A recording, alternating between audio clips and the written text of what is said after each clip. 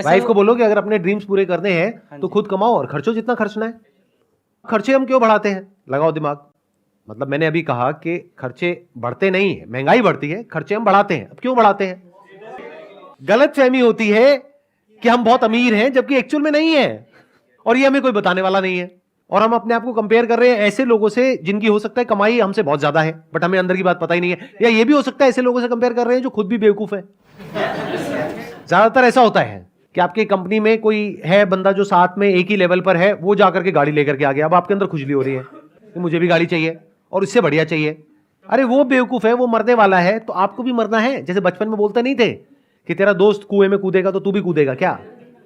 कितनी बेसिक सी बात है, बट हमको ये बातें समझ ही नहीं आती हैं। उधर से बैंक तैयार बैठा है, रोज मैसेज आते हैं कि अब आपकी लिमिट बढ़ गई है, आपको पर्सनल लोन मिल रहा है।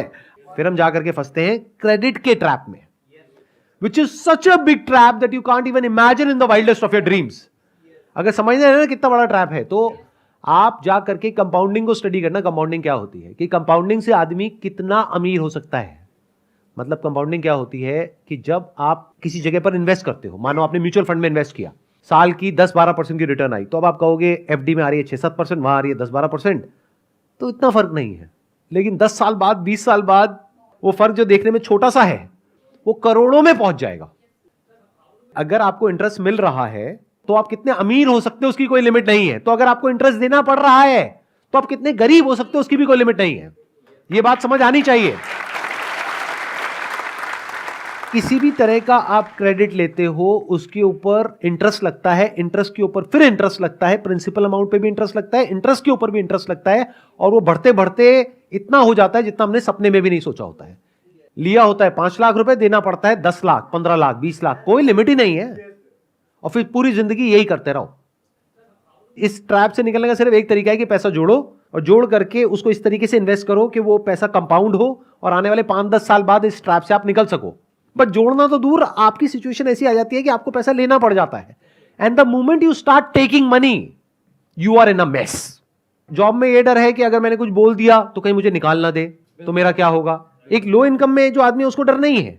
आप अपनी मेड को जाकर के बोलो कि भाई मैं तेरे को निकाल दूंगा, अब बोल तो ये बोलने की हिम्मत ही नहीं है, क्योंकि अगर आपने मेड को निकाला तो आपकी वाइफ आपको पक्का घर से निकाल देगी, पक्का। मतलब कोई डाउट ही नहीं है इसके अंदर। मैं ठीक कह रहा हूं, गलत कह रहा हूं?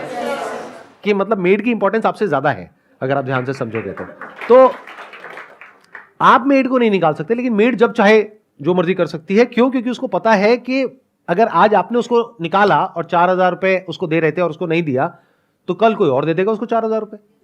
बट आपको यह डर है कि अगर मैं इस पर्टिकुलर जॉब में हूं जहां पे सैलरी धीरे धीरे बढ़ते बढ़ते बढ़ते बढ़ते आज 50-60 हजार रुपए या लाख रुपए तक पहुंची है, अगर मुझे निकाल दिया, मुझे हो सकता है आधे की भी जॉब ना मिले।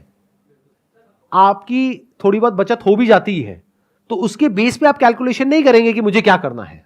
आपको कैलकुलेशन करनी है अगले 10 साल बाद क्या होने वाला है, 10 साल बाद महंगाई कितनी होगी, 10 साल बाद मेरी कमाई कितनी होगी, 10 साल बाद मेरे खर्चे कितने होंगे, 10 साल बाद मेरे बच्चों के स्कूल की फीस कितनी होगी। यह प्लान करना पड़ेगा।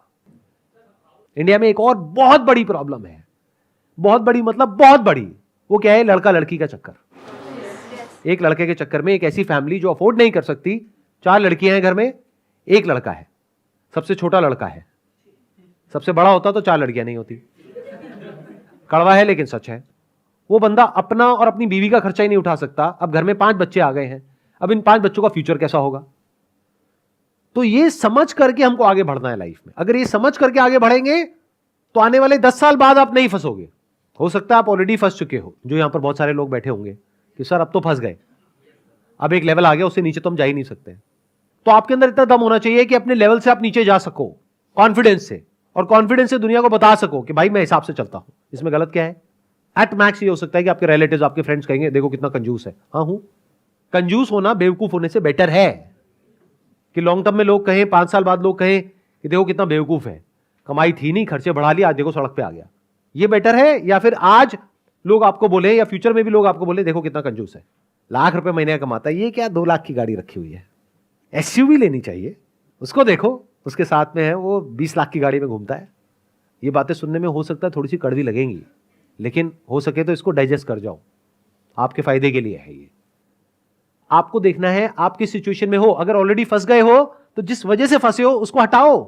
बिल्कुल ऐसा है जैसे एक बीमारी है, उस बीमारी का एक कॉज है, बॉडी के अंदर कोई वायरस है, बैक्टीरिया है, तो दवाई खाओ और उसको हटाओ अपनी बॉडी में से। बड़ी गाड़ी ले ली है तो किसी किताब में नहीं लिखा है कि अब जिंदगी भर बड़ी ही गाड़ी रखनी है, बेचो उसको अभी यहां से जाते ही। सच बता रहा हूं, ये कल तक भूल जाओगे।